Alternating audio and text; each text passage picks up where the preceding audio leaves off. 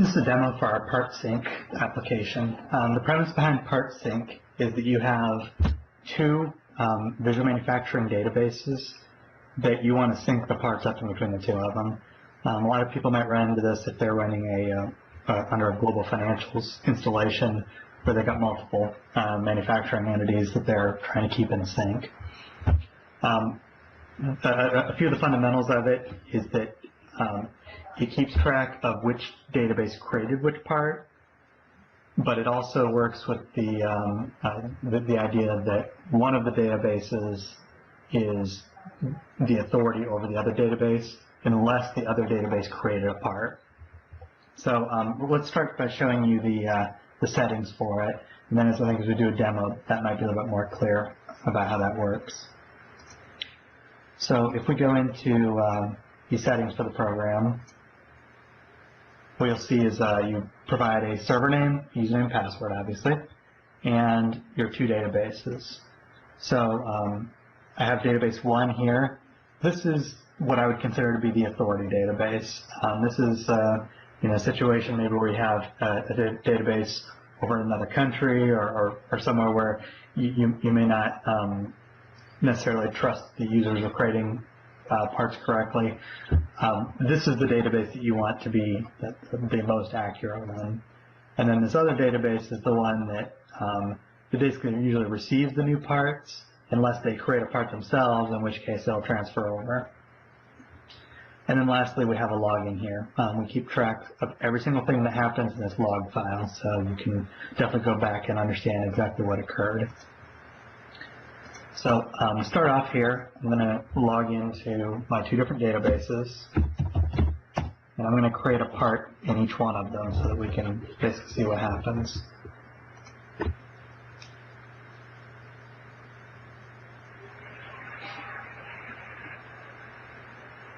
So we'll just prefix the name on this one with a 0.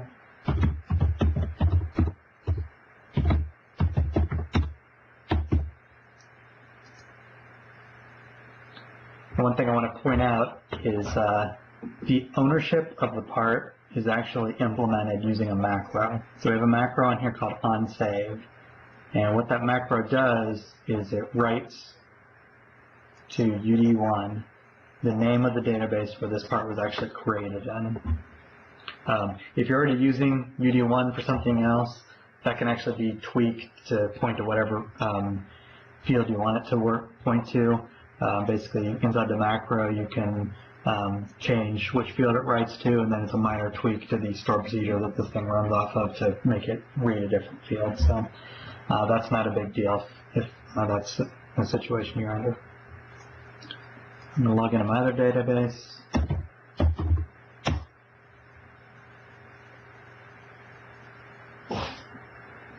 Can run part maintenance.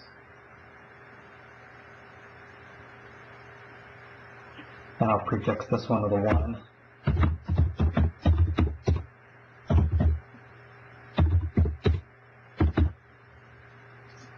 Okay, so now we have a situation where our two databases are out of sync. So that's where our utility comes in. So our utility, by and large, you're probably going to just set this up to run automatically. So you don't have to necessarily do anything to make the sync occur. And to do that, there's this option here we got called Part Sync, and we call it silent. You can either click on that and just run it, and it just runs in the background. But more likely what you'll do is just set up a scheduled Windows task to just run that however often you want to run it. And what it does is it basically automatically sees the differences and implements whatever it finds is different.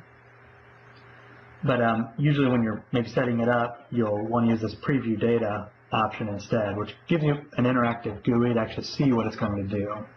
So I'm going to run the preview mode here, and what you'll see is it gives you a summary of new parts. So here's all the new parts that are going to get created in VE Live, and you can see the one prefixed with a 1 here. And then here's all the parts that are going to get created in VN700. So it's the part I created in the other database. So if you're happy with those changes, we'll just hit Approve Changes here. And it'll tell you that changes applied.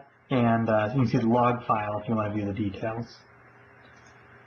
So even if you are running the silent version, this log file will always be available for you, so you can always go back and see what differences it made. So we can just open this up, you can see a little bit of an example of how it works. It basically logs into the two databases, tells it found the different parts that it found, and which parts got created to which databases. Okay, so I'm in VM700 here, and let's say I try to go in and edit that part that was newly imported to me from VE Live. That was the one that was with the, begins with a 0. I'm going to change this and we'll just put edited. And we'll also go and edit the part that is theirs.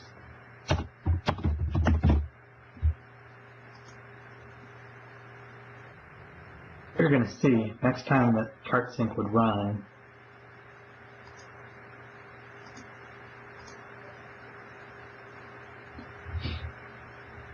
we're not going to have any new parts, but there's this other tab here called part updates. And what part updates is going to have occur is it's actually, there's going to be two things that are going to happen. One, VM700, where I just edited this description and put the word edited at the end there, it's actually reverting it back because it knows VM700 was not the owner of that part, and it needs to revert back to what the original values were from VE Live. At the same time, VE Live had a part that was created in VM700 called one new test part, and we're allowing the edited description to get pushed over to VE Live. So if we approve these changes here,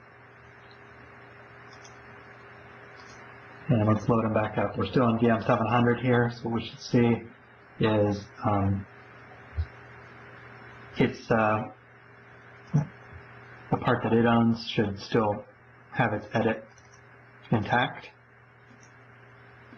And if I look at the part that came from the other database, you'll see that it's reverted back that part description.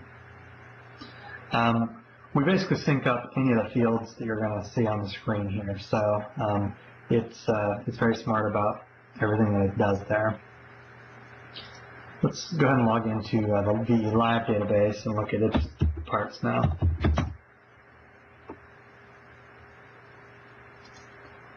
Okay, part maintenance.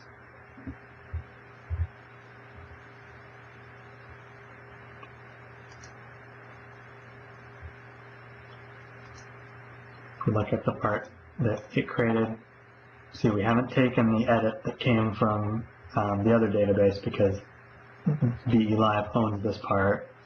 But if we look back at the part that they created, we can see that it accepted the new description. Now, like I said, the way that it's set up currently here is that this database, what we're calling database 1, which is VE Live, is considered to be the authority. So even though the other database created this part and it has their database name here, this database actually has the permissions to edit the parts for the other database. So if I came in here and say edited by VE Live,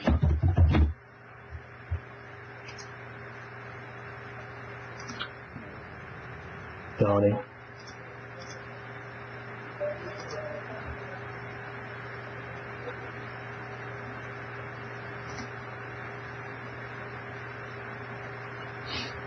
what you're going to see is it's actually going to push over that change over to VM700.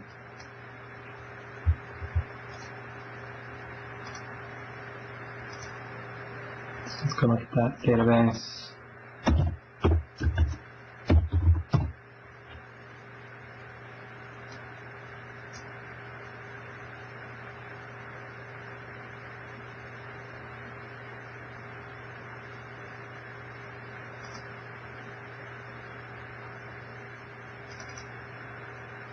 Okay. So you can see that it preserved that edit because VE Live is considered the authority. One last thing I want to show off here is that you can actually take ownership of a part back. And you may want to implement this as a macro, or you may just want to leave it how it is. But basically, if you go into this field and just change the value here, that will allow you to change the ownership of the field. Now, right now we're pointing to UD field, so it's really easy to change this. If you want this to be more locked in, you may choose to put this into a field that's not visible on the screen anywhere. So maybe a custom field we make for you, or something like that. So let's say I'm going to go in and actually take ownership of this part. This was the one earlier I tried to make a part description change, and it reverted it back. So let's say I come in here, and I'm going to switch this to say that this database now owns this part, and I change the part description. This has the 700. If I ran the part sync at this point, the last thing I guess to show is the silent mode. If I run silent mode here, essentially what you'll see is that you really don't see anything, and that's exactly what it's supposed to do. It's basically just running in the background. So this is why you can take this and run it as a scheduled task, and even if your computer is not logged in, it'll just keep, just run that for you, and it won't, nobody will know it's there. You would only need to install it on maybe a server computer or something like that, so it only needs to be running one place on your network. As far as the overall architecture goes, we do have the program, obviously, and then there's also 2 stored procedures that get installed as a part of the installation process. So if we're looking at that,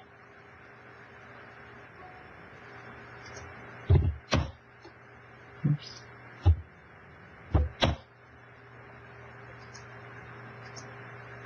You're going to see stored procedures for compare parts changes and compare parts missing. So these are pretty much the meat of how the program really works. The interface really just calls these things. So this is where if there need to be tweaks or something, they can actually be made in those files there.